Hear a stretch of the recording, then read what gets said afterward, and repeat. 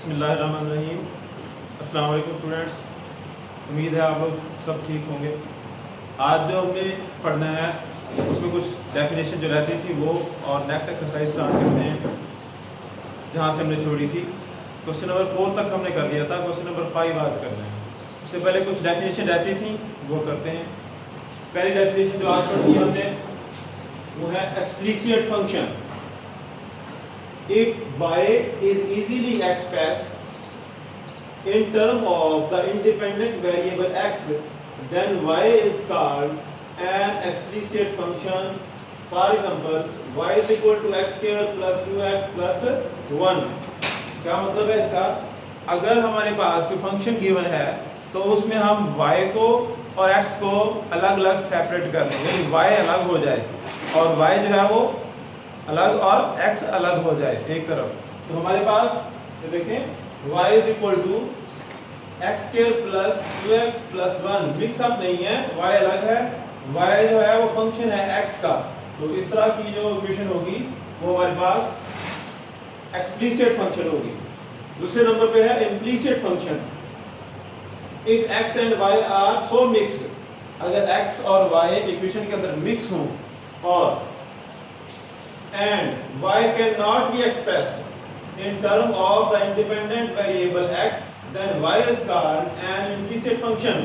For example, x square plus xy plus y square is equal to 2. तो ये हमारे पास equation लिखी हुई है। अब देखें यहाँ पे y है और यहाँ पे y square है, हम इसको सेपरेट नहीं कर सकते, यानी y को यहाँ से कॉमन लेकर किसी भी तरह हम अलग नहीं कर सकते और x को अलग नहीं कर सकते अलग अलग। तो इसलिए ये हमारे पास मिक्स अप इक्वेशन है, तो इसको हम कहेंगे ये हमारे पास इम्प्लिसिट फंक्शन है, जिसमें हम x और y को सेपरेट ना कर सकें, अलग अलग ना कर सकें। नंबर 3 पे हमारे पास इंपॉर्टेंट डेफिनेशन है पैरामीट्रिक फंक्शन। पैरामीट्रिक फंक्शन क्या होते हैं? Sometime a curve is described by expressing both x and y as a function of third variable t or theta, which called parameter. Then equation of the form x is equal to f of t, y is equal to g of t, यानी ऐसे भी हो सकता है x is equal to f of theta, y is equal to g of theta, यानी ये दो variable हैं और ये दोनों वेरिएबल एक तीसरे वेरिएबल का फंक्शन है, यानी x जो है फंक्शन है t का, y भी फंक्शन t का, x और y दो वेरिएबल और ये दोनों किसी तीसरे वेरिएबल के फंक्शन हैं, और वो कौन सा वेरिएबल है? t है। तो ऐसी इक्वेशंस को हम कहेंगे कि ये क्या है? ये पैरामीट्रिक इक्वेशंस हैं, are called parametric equation of the curve. For example जो है x is equal to a cos t, y is equal to a sin t, ये दो इक्वेशंस दी हुई हैं, ये पैरामीट्रिक इक्वेशन है। यहाँ पर x और y दोनों डिपेंडेंट वेरिएबल हैं, दोनों किस पे डिपेंड कर रहे हैं? t पे डिपेंड कर रहे हैं, यानी अब x और y यहाँ पे दो डिपेंडेंट वेरिएबल हैं जो किसी तीसरे वेरिएबल पे डिपेंड कर रहे हैं, और वो कौन सा वेरिएबल है? वो t है। तो ऐसी इक्वेशंस को हम कहते हैं पैरामीट्रिक इक्वेशंस। ठीक है, नेक्स्ट एक्सरसाइज स्टार्ट करते हैं। एक्सरसाइज 1.1 का क्वेश्चन नंबर 5 हमने करना है आज। क्वेश्चन नंबर 4 तक हमने कर लिया था, तो क्वेश्चन नंबर 5 जो है उसकी स्टेटमेंट ये है कि f of x is equal to x cube minus ax square plus bx plus 1 if f of 2 is equal to -3 and f of -1 is equal to 0। दो कंडीशंस दी गई हैं। जब दो कंडीशन दी गई हैं तो वो कहता है कि आप a और b की वैल्यू फाइंड करें। ठीक है जी, पहले हम पहले ये वाली कंडीशन यूज करेंगे, फिर ये वाली यूज करेंगे, दो इक्वेशन बनेंगी, उनको हम सॉल्व कर लेंगे। कैसे? ये फंक्शन हमारे पास गिवन है, फंक्शन है हमारे पास ये, इसमें अब आपने क्या करना है? f of 2, इसका मतलब x की जगह 2 पुट करना है, जहां x है वहां 2 पुट करना है। तो f of x, x की जगह 2 पुट किया, x की जगह 2, x की जगह 2, x की जगह 2 पुट कर दिया। और f of 2 किसके इक्वल है? गिवन बताया गया है उसमें f of 2 जो है वो -3 के इक्वल है, तो यहाँ f of 2 की जगह -3 पुट कर दिया, इसको सिंपलीफाई कर दिया। अब 2 का क्यूब 8 आ जाएगा, 2 का स्क्वायर 4 आ जाएगा और 2 वैसे आ जाएगा प्लस 1। 4 a को इधर ले प्लस हो गया, 2b को निकल लिया है माइनस हो गया, 3 को ले गया प्लस हो गया, 8 और 1 9 हो गया। 4a minus 2b is equal to 9 3 12। अब 2 कॉमन लिया हमने तो 2a minus b is equal to 6 बचा हमारे पास। ठीक है, अब ये पहली इक्वेशन बन गई हमारे पास। अब हम सेकंड कंडीशन यूज करेंगे, f of -1 is equal to 0 है। x की जगह -1 पुट करना है, x की जगह -1, फिर x की जगह -1, फिर x की जगह -1 और ये -1, यानी गिवन फंक्शन के अंदर x की जगह -1 पुट कर देना। -1 पुट किया तो हमारे पास f of -1 जो है वो 0 के इक्वल है, 0 हो गया। -1 का cube -1 minus minus plus, sorry -1 का स्क्वायर प्लस हो गया और माइनस a और प्लस माइनस माइनस b और +1। अच्छा, अब यहाँ पे देख रहे हैं -1 से +1 कैंसिल हो जाएगा, a और b दोनों दूसरी तरफ ले आएंगे तो हमारे पास प्लस के हो जाएंगे, a + b = 0। ये हमारे पास बन गई सेकंड इक्वेशन। अब आप क्या करें, ये फर्स्ट इक्वेशन और सेकंड इक्वेशन को ऐड कर दें, क्योंकि b के कोएफिशिएंट सेम है, ये b है और ये भी b है, ये माइनस है ये प्लस है तो ऐड कर दें, अपोजिट साइन है तो ऐड कर देते हैं, दोनों इक्वेशंस को ऐड कर देते हैं। ऐड कर दिया हमने यहाँ पे, दोनों इक्वेशंस को ऐड किया तो b से b कैंसिल आउट हो गया, ये कैंसिल आउट हो गया, b से b हमारे पास 2a + a 3a हो गया इज इक्वल टू 6। 3 को डिवाइड करेंगे तो हमारे पास a इज इक्वल टू 2 हो गया। अब इस वैल्यू a की वैल्यू को उठाएं, चाहे 1 में पुट कर दें चाहे 2 में, मैंने 2 में पुट कर दिया। तो 2 इक्वेशंस क्या थी हमारे पास, a + b, a की वैल्यू 2 आ गई, यहाँ पुट कर दिया हमने 2, तो 2 + b = 0 और b = 2, उधर जाके दूसरी तरफ -2 हो गया। तो ये हमारे पास a और b की वैल्यू आ गई। ठीक है जी, अब है हमारे पास क्वेश्चन नंबर 6। क्वेश्चन नंबर 6 में हमें कह रहा है, स्टेटमेंट है a stone falls from the height of 60 meter on the ground, the height h after x second is given by, यानी फंक्शन दिया हुआ है, हाइट दी हुई है h of x is equal to 40 minus 10x square, height का function दिया हुआ है, हाइट दी हुई है, यहाँ पर h हाइट है और x टाइम है। What is the height of the stone when x is equal to 1 second, x is equal to 1.5 second और x is equal to 1.7 second। हमने इन पॉइंट्स, इस टाइम पे हमने हाइट फाइंड करनी है, तो फाइंड करनी है, कर लेंगे इंशाल्लाह। और सेकंड पार्ट जो है, when does the stone strike the ground, second part है कि स्टोन जो है वो कितनी देर के बाद जमीन को टकराएगा। ठीक है, तो पहले पार्ट में हम पहले पार्ट को पहले सॉल्व करते हैं, a पार्ट करते हैं। x जब 1 है तो हमारे पास फंक्शन है h of x is equal to, तो x की जगह 1 पुट कर देना है, बस साथ में x की जगह 1 पुट कर देना है, तो h of 1 is equal to 40 minus 10 और x की जगह 1 पुट कर दिया, हमारे पास h of 1 is equal to 40 minus 10 आ गया और ये 30 मीटर।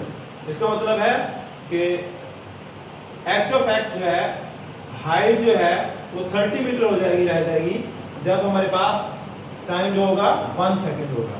इसी तरह आप b पार्ट सॉल्व कर सकते हैं। अब 1 की जगह आपने फंक्शन में 1.5 पुट कर देना है, फिर 1 की जगह 1.7 पुट कर देना, तो आपके पास आंसर आ जाएगा। अब इम्पोर्टेंट सेकंड पार्ट है, उसको समझने की जरूरत है। अब आप मुझे बताएं कि फिजिक्स में आपने पढ़ा है कि जब भी कोई चीज ऊपर से आके जमीन को टकराती है, तो जब टकराती है तो उसकी हाइट 0 हो जाती है। जब जमीन को टकरा गई कोई चीज तो उसकी हाइट 0 हो गई, जब उसकी हाइट 0 हो गई तो हम कहेंगे h of x is equal to 0, height जो है वो 0 है। तो हाइट को 0 पुट कर दें फंक्शन के अंदर तो हमारे पास 40 minus 10x square रह जाएगा, 40 minus 10x square और h of x हो गया 0, तो 0 के इक्वल आ गया। यहाँ से 40 दूसरी तरफ गया प्लस हो गया और 10 नीचे आके डिवाइड होगा तो हमारे पास 4 रह जाएगा, दोनों तरफ स्क्वायर रूट लें तो x हमारे पास 2 आएगा, ±2 आएगा, लेकिन टाइम जो है वो कभी नेगेटिव नहीं होता, तो +2 हमारा आंसर आ गया। इसका मतलब ये है कि 2 सेकंड के बाद जो स्टोन है वो जमीन को आके टकरा जाएगा। ठीक है भाई, क्वेश्चन नंबर 6 हो गया। क्वेश्चन नंबर 7 भी करते हैं हम।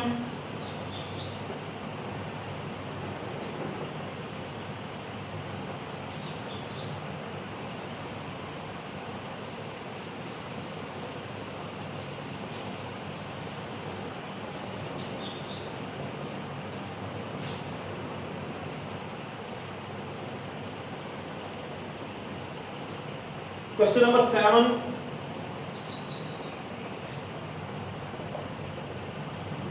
Show that the parametric equation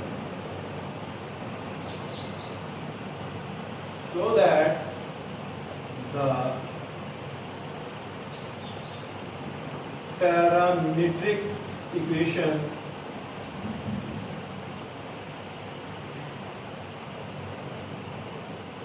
parametric equations.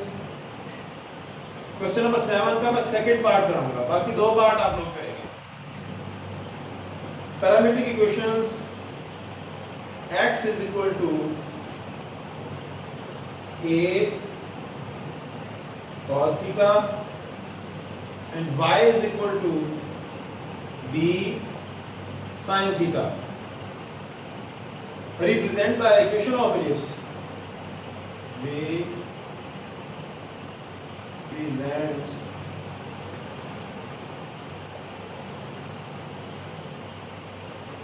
equation of ellipse.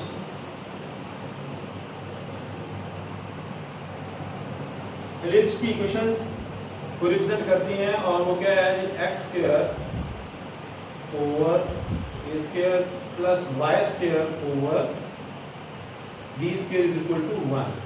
तो ये हमारे पास क्वेश्चन की स्टेटमेंट है. दोबारा स्टेटमेंट देखें. Show that the parametric equation x is equal to a cos theta y is equal to b sin theta represent the equation of ellipse x square over a square plus y square over b square is equal to 1. तो हमने ये prove करना है कि ये दो equation ellipse को represent करती हैं. ये एलिप्स की इक्वेशन है. ये पढ़ेंगे आप 6th चैप्टर में. फिलहाल आप याद रख लेंगे कि ये इक्वेशन जो है वो एलिप्स की इक्वेशन है. अच्छा, सॉल्यूशन में x is equal to a cos theta equation number 1 और y is equal to b sin theta equation number 2. बल्कि इनको 1 और 2 का अभी नाम ना दें. आप क्या करें, यहाँ से a ला के इधर डिवाइड कर दें. x over a is equal to cos theta, इसको कहें equation number 1.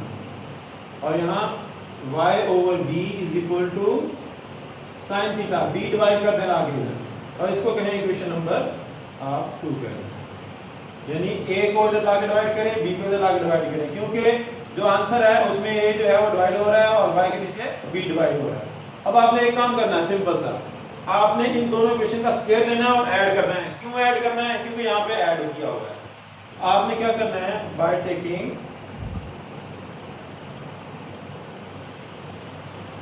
Square and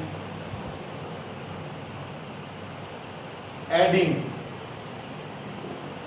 1 and 2. तो मैं लेता हूं स्क्वायर. x का स्क्वायर हो जाएगा ओवर a स्क्वायर हो जाएगा प्लस y का स्क्वायर हो जाएगा ओवर b का स्क्वायर हो जाएगा is equal to cos square theta plus sin square theta. और आपको पता है ये किसके इक्वल होता है, 1 के इक्वल होता है. तो ये हमारे पास आंसर या प्रूव हो. दोबारा देखें, ये सिंपल सा क्वेश्चन है. दो इक्वेशन दी हुई है. दोनों इक्वेशन में आपने पहले क्या करना है, a को डिवाइड कर देना है, b को डिवाइड करना है. डिवाइड करने के बाद दो इक्वेशन आ जाएंगी. इन दोनों को आपने क्या करना है, स्क्वायर लेना है और ऐड करना है. x square over a square plus add कर दिया y square over b square equal to cos square theta plus add करना है तो sin square theta. cos square theta plus sin square theta या sin square theta plus cos square theta 1 के equal होता है. तो x square over a square plus y square over b square equal to 1. ये prove हो गया. ठीक है. इसी तरह के बाकी दो पार्ट हैं, तो आप लोगों ने वो दो पार्ट करने होंगे. ठीक है जी. क्वेश्चन नंबर 8 और 9 दो क्वेश्चन आ गए हैं जो इंशाल्लाह ताला हम नेक्स्ट लेक्चर में करेंगे. ठीक है बेटा जी. अल्लाह हाफिज़.